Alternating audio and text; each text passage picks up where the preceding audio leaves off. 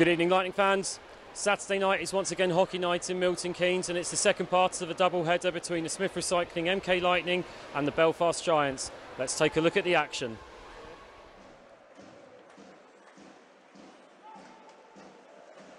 And the Lightning just falling back there. They're more than happy just for the puck to stay in this neutral zone for as long as possible and kill those seconds off this power play. How about for us? The all-breakers won here. Very good line there. And now they set themselves up there. There's a chance here for Leonard. And a good pass, and that's in. I think that looks to be tipped in on the way in there. And just like that. Yeah, we said it before, nice, calm, patient power play, and they,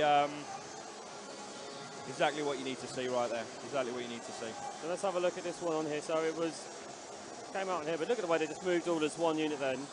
Leonard there just got so much space, looks up, moves that one across. He's not even shooting that one at the goal, he's shooting it straight at his player's stick, and it's a great little move there.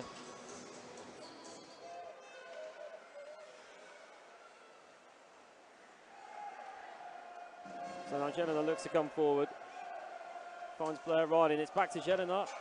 And that's off the pipe, and that's a goal and a rebound though. Quickest player to it.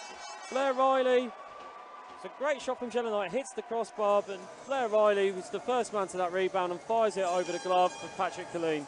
They're always tough for the keeper when they come off of the pipe work. You never quite know where they're going to go or where they're going to end up, and it just took Colleen that little bit extra time to notice where it was, and before he knew where it was, it's right off already that in the corner, net. And actually the touch off Griffin put it straight onto the blade of Blair Riley. Unfortunate.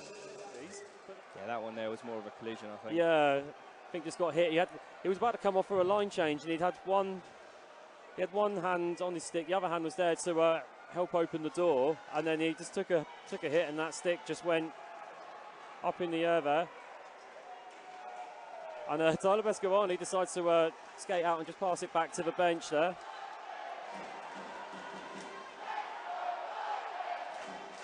Another Lightning. There's woken the Lightning fans up though. Yeah, it's starting to get a little bit louder in here. It's definitely what we need. And there's a loose puck hit, and more. Becky goal. scores! The fans made the noise, and the result was a goal. And to be fair, it's taking the 2 goals out of the equation. The last 5 minutes has been pretty much end-to-end, and Lightning really getting the chances, and it's paying off. With 1:20 left, this changes Doug McKay's team talk a bit. 2-0 down, it was looking quite comfortable for Giants. Now all of a sudden it's a 1-goal game. That was a quality finish. Great really finish from Morbeck. And there's a chance of nothing again. A bit like the Baldick's goal. We said it yesterday, just that forecheck the Lightning. We know they've got, they don't bring it all the time, but when they do, it really does help. So. Now this is well possibly a bit of frustration, and Giants know that they're short bench, just almost trying to get those reactions out just there. Trying to get the retaliation smart. Really. Giants can afford to take coincidental penalties all night, and it's certainly going to hurt us a lot more than it's going to hurt them. And a good block there, and Wallace is happy to dump that, and he gets the shot off in the end, so that will boost Bescovani on his stats there. And at the end of the period, it's MK Lightning 1, Belfast Giants 2. We've got a 2-1 game, as Doug McKay made very clear yesterday at times. For 1:20 now. Darcy Murphy looks to bring this forward. Bulvedia with a bit of space here. Just looks for the pass. Finds it there with Rutherford. Rutherford spins back. Gets that back to Bulvedia. Rutherford again. Looks to cut in. Plays it behind the net. And Murphy will cycle this one back along. Got Jelena on the blue line, and Bulvedia skating across onto the opposite wing. And that's picked up from Lightning, who will look to try and clear this. Mazanek looks to fire it around the boards, but Murphy blocked it. There was claims for a high stick, but I think it looked fine. And then in the back door, there's Rutherford there, and he scores, and that's not happy there. The Lightning players are not happy with the high stick in the build-up to this. Mazanek slashing his stick on the post there. Oh, and Mazanek there. I don't think it got sore. Just then motioned. A blind bit there. Let's see if we see this one on here. We didn't quite see the high stick, but Murphy here. You got to play to the whistle here. And look at this.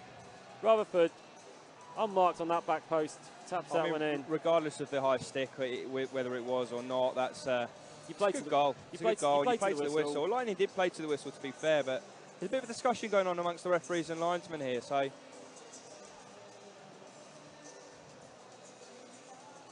wait to see official confirmation, but I think Giants are just playing a very good road game, and they want to keep the crowd quiet. So yeah, I mean, we mentioned it yesterday. They've got a really, really tough run of games coming up. I think they're down to what, 9 or 10 away from home now, and it's the last thing they need to be doing is picking up injuries, and they're playing the game exactly as they need to. Yeah. They're not needing to do anything silly. They're just kind of controlling it right now. They really are. Now Hook looks to come forward here. Shot takes a deflection and just goes over the net. Mazanek there with a hit on that. And what a goal there! Almost identical to the third. It was. Great awareness there, and he was just unmarked there. Colleen had no chance. And it just stopped the noise going a little bit there. Yeah, it did just start to sort of up a couple of clicks on the noise there, and it's just that goal's just killed the building again. Just in the replay, Justin Johnner came straight off from the line change. He just ghosted there in that stick and just one times it into the roof of the net. Two guys completely open on the back post there. And Nelson Armstrong went for the right idea to play it off the boards, and they only just find the linesman. And there's a shot from Clay Anderson. Don't know if that took a deflection, but it went over the net. I think he had a little bit more time on that one. He didn't have to shoot from so far out. It's one of those moments when you want it to fall to an Eric Neely or an Andreas Valdix rather than... I mean, fair play to him for getting into the position, but he's not known for his goal scoring. It's the odd one or two, but you think the attack-minded D-man really, probably Nelson Armstrong and possibly James Griffin, they're the two that like to... Yeah, Griffin really loves to go forward. He's still searching for that first goal, though. Yeah. And that's the end of that period then, so it's looking rather bleak for the Lightning. Two well-taken goals from the Belfast Giants, stretching the play across the net, and both times a player on the back post just firing in. So it's 4-1 to Belfast, one period left to go.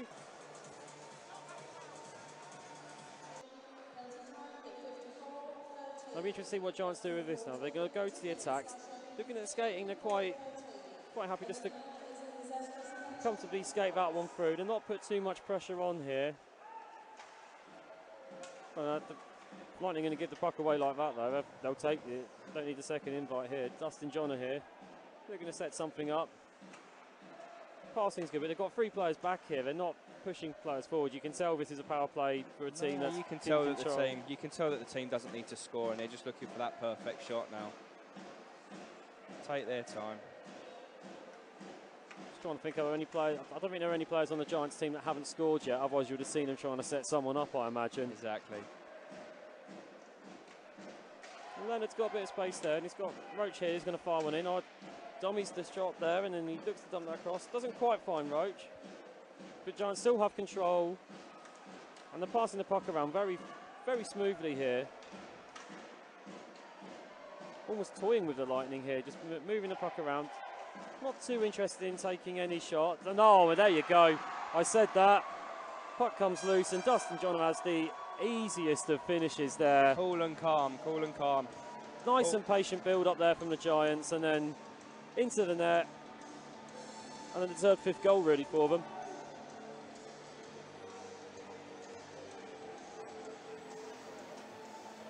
We just look at this goal again though. Lovely fluid passing here. Lightning were just chasing shadows for most of this. Puck comes in, poke check from Colleen, and wasn't set and just fires it through. It's interesting the difference in the two penalty kills here. I mean, the Giants are more than happy just to see this one out and take a 5-1 road win to go with their 4-1 win yesterday. A bit of a loose pass there, but it does bounce fortunately for Lightning. Oh, and there's something's going on there, and tempers are starting to flare a bit. Looks like Eric Neely and Radek Meadle getting involved there. There's a few punches thrown.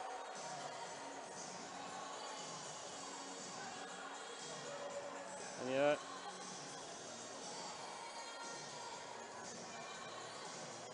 Somebody definitely getting involved there. Yeah, Eric Needy there, not happy there and wanting to drop the gloves with someone. 1 minute 13 to go. I think we'll probably see a couple of roughing minors from there. And well, Eric Needy's going a bit of applause for that. Oh, and well, Needy's just gone straight to the locker room there.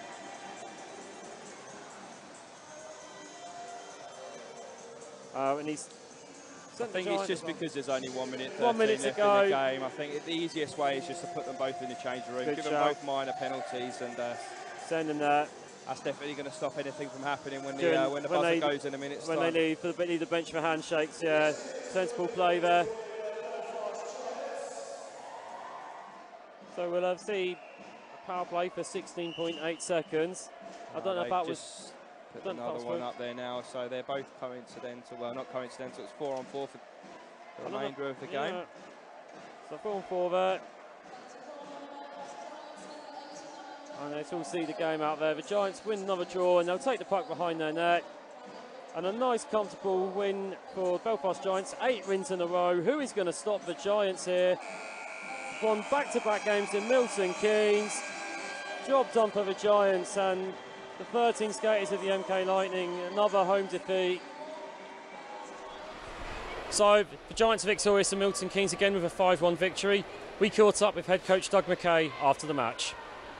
Joined here with head coach Doug McKay. Doug, it's going to be a tough ask, and we were short quite a few bodies tonight, weren't we? Yeah, I mean, when you play with 13 players, it's pretty difficult to play in this league. But for whatever reason, we've had our share of injuries, and we just got to keep going. Are the injuries quite nasty ones? Are they going to be out for a few times, or are a few guys who hopefully should be back for next weekend? I don't talk about any injuries publicly to anyone. No problem at all. There was a bit of penalty trouble in that first period, but the Lightning got it disciplined again because the Giants' power play was very, very good, wasn't it? I think they scored 3 on the power play tonight. So, you know, we're playing with fire with the penalties, but we can only control what we can control. And the referees see sometimes a little differently, but they're in control of the game. The Giants came over with a good game plan and they played a very good executed road game. They didn't stretch too many plays tonight. And going to that final period, was it just a try and chance to win that period, just to give the crowd a bit of a lift and give the guys a bit of positivity? Well, it was 2-1 last night until we took a 5-minute, and we're playing 2-1 again tonight. So, you know, when you have a short bench, you can't really expect late in the third period when they're coming with 4 lines that you're going to be able to compete with them. But as far as their game plan, we're well prepared. We watch video, and we know exactly what they're going to do. Great, thanks, Doug. So that's it for Lightning home games in October. We'll be back on November the 3rd, or rather Chris Dickens will be back on November the 3rd when we take on the Guildford Flames. For Lightning next weekend, spend 3 games up in Scotland, taking on the Stars, the Glasgow Clan and the Fife Flyers. We'll see you in November. Go Lightning.